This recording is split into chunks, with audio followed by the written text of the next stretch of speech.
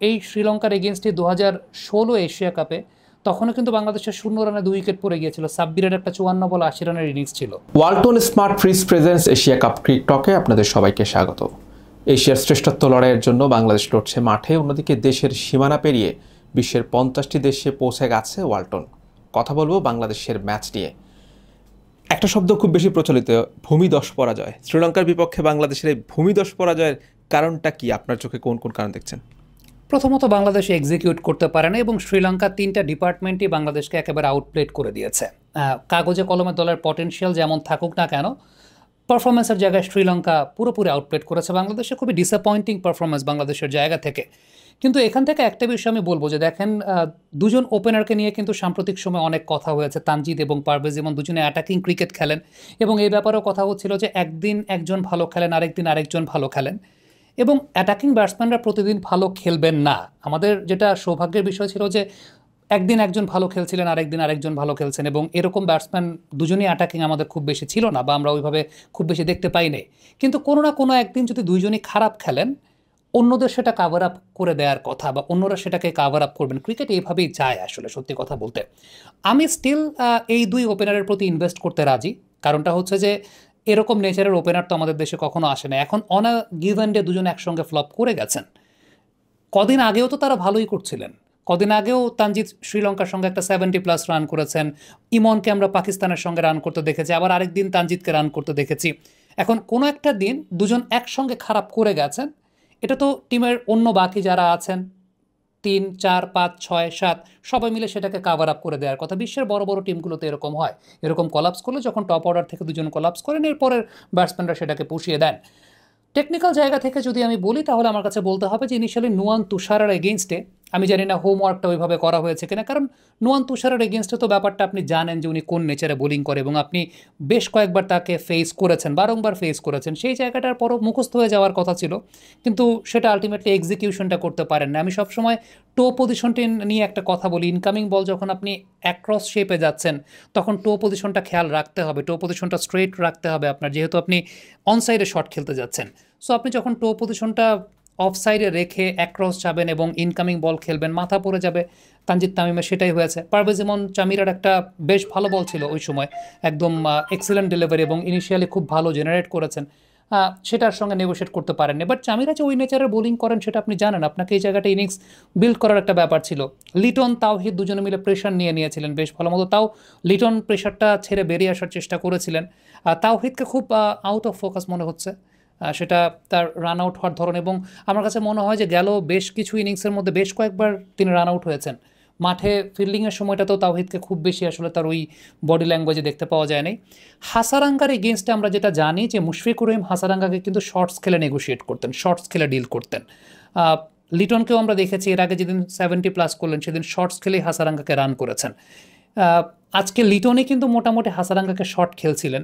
যে শটটা খেলে আউট হয়েছেন আমি সেখানে আই ওন্ট মাইন্ড, কারণ হাসারাঙ্গাকে আপনি শটই খেলবেন। হাসারাঙ্গাকে ডিফেন্ড করতে গেলে সেই জায়গাটা আউট হওয়ার সম্ভাবনা থাকে, পেয়ে বসে গুগলি ডেলিভারিগুলো।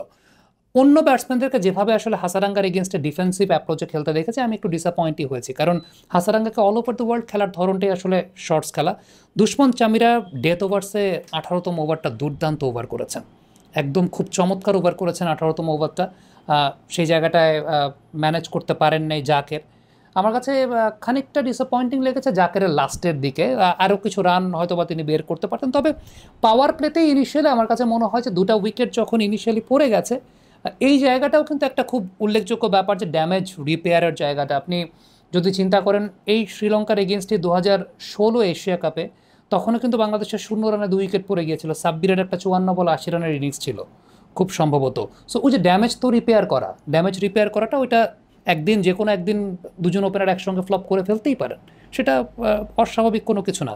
কিন্তু সেটাকে যখন কোনো টিম ড্যামেজ রিপেয়ারটা করতে পারে, ওইটাই আসলে একটা ভালো টিমের বৈশিষ্ট্য জায়গা। সো আমার কাছে যেটা বলবো যে আবারও দুজন ওপেনার কোনো একদিন ফ্লপ করতে পারেন, কিন্তু ওই প্রেশারটা আলটিমেটলি পরবর্তী ব্যাটসম্যানদের নিয়ে ফেলাটা একটু আমার কাছে মনে হয়েছে, অ্যাপার্ট ফ্রম লিটন বাদ বাকি যারাই ছিলেন তাদের সাথে তারা ওই ড্যামেজটা আসলে কন্ট্রোল করতে পারেননি। জাকির আলী অনিক এবং শামীম হোসেন পাটোয়ারি দুজনের জুটিতেই কিন্তু 140 হয়েছে। তো তারপরও তারা 34 বলে একজন 41, আরেকজন 42 করেছেন। স্ট্রাইক রেট একজন 122, 123। তাদের ইনিংসটা কি আরেকটু দ্রুত করলে কি প্রেক্ষাপটটা ভিন্ন হতে পারতো কিনা? ইনিশিয়াল তো ঠিক ছিল, ইনিশিয়ালি তারা আসলে যে সময় ব্যাটিং করতে নেমেছেন সে সময় তো খুব বেশি কিছু করারও ছিল না, বা এসে আপনি রাশ শট খেলতে পারবেন না। বাট একটা সময় পরে তো সেট হয়েছিলেন, মানে উই এক্সপেক্টেড যে আরেকটু কিছু বাউন্ডারি স্কোরিং শটস আমরা দেখতে পারতাম। ইভেন 14-15 নম্বর ওভারেও কিন্তু তারা ভেরি মাচ ওয়েল সেট, মানে যখন জাকের এবং শামীম দুজনই 15 নম্বর ওভার পর্যন্ত ওয়েল সেট অবস্থায় আছেন তখন আপনি তো এটা এক্সপেক্ট করবেন। চামিরা খুব চমৎকার একটা ওভার করেছেন, 18তম ওভার।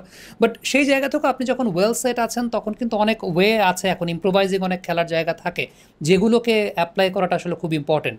দুজনেই ভালো খেলেছেন, নো ডাউট অ্যাবাউট দ্যাট, দুজনেই ভালো খেলেছেন, কিন্তু এই ভালোটা আসলে বেটার হওয়াটা খুব জরুরি।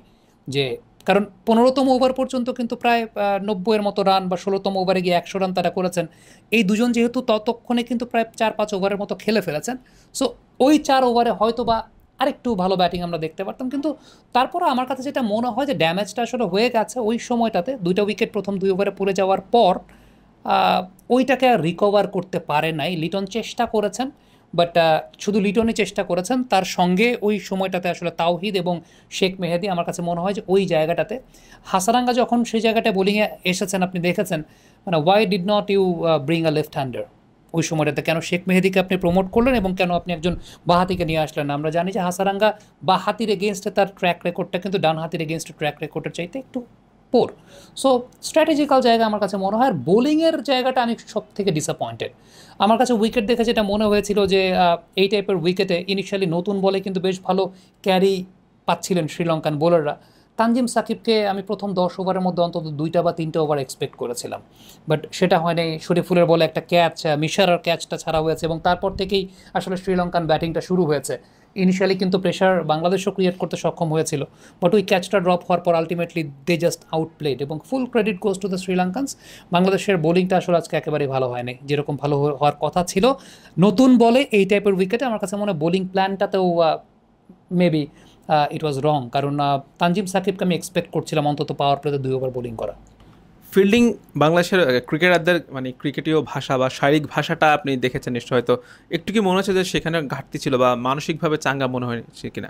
একেবারেই ভালো লাগে নাই, একেবারেই ভালো লাগে নাই ফিল্ডিংয়ে, কারণ আমার কাছে মনে হয় যে ওই 140 অড রানস সেখানেও ফাইট দেওয়াটা উচিত ছিল। এবং উইকেটের আবারও বলি, নতুন বলে উইকেট যেরকম বিহেভ করছিল, লিটন ম্যাচ শেষে বলেছেন যে 140 রান ডিফেন্ড করাটা আসলে যায় না, উইকেট ভালো, কিন্তু তারপরও আমার কাছে মনে হয়েছে যে এটা আরেকটু এফোর্ট দেওয়া উচিত ছিল, গেমটাকে আরেকটু ক্লোজ করে নিয়ে আসা উচিত ছিল। এবং ইউ নেভার নো, যদি ওই ক্যাচটা হয়ে যেত সেক্ষেত্রে হয়তো বা আরেকটু পজিটিভ আউটপুটও পাওয়া যেতে পারতো। আমার কাছে ফিল্ডিংটা ওভারঅল, শ্রীলঙ্কা যে মাপের ফিল্ডিং করেছে আপনি তো দেখেছেন, ডিরেক্ট হিটে স্টাম্প ভেঙেছে বেশ কয়েকবার, শামীম পাটোয়ারি তো একবার বেঁচেই গেছেন, তাওহিদের আউটটা একেবারে ডিপ মিড উইকেট থেকে একটা থ্রো হয়েছে, ওইখান থেকে সচরাচর ডিরেক্ট হিটে স্টাম্প ভাঙে না, এবং ব্যাটসম্যান সেই জায়গাটা সার্ভাইভ করার নেই। তো ওই জায়গাটা বাংলাদেশের অবশ্যই ল্যাকিংয়ের জায়গা ছিল। আমি in every 3 departments it was very bad day at office. আমি জানি যে অনেকে হয়তো বা 2 ওপেনারকে নিয়ে অনেক কথা বলবেন যে 2 ওপেনার আজকে তারা খারাপ খেলেছেন বা তারা চলেন না। এই 2 ওপেনারকে নিয়েই কিন্তু আমরা একদম ধরেন পরশুদিনও আমরা খুব ভালো কথা বলেছি।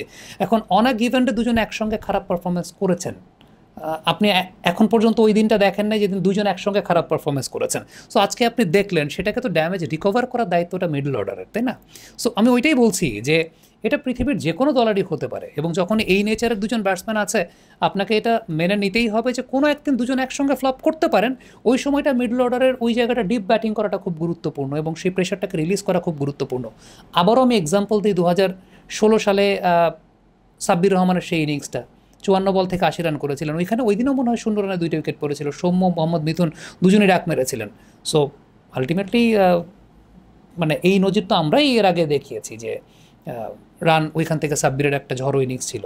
সো ওইটাই বললাম যে আলটিমেটলি আরেকটু বেটার ওয়েতে হয়তো বা ব্যাটিং করা যেত, বিশেষ করে হাসারাঙ্গাকে হয়তো বা আরেকটু বেটার ওয়েতে ডিল করা যেত।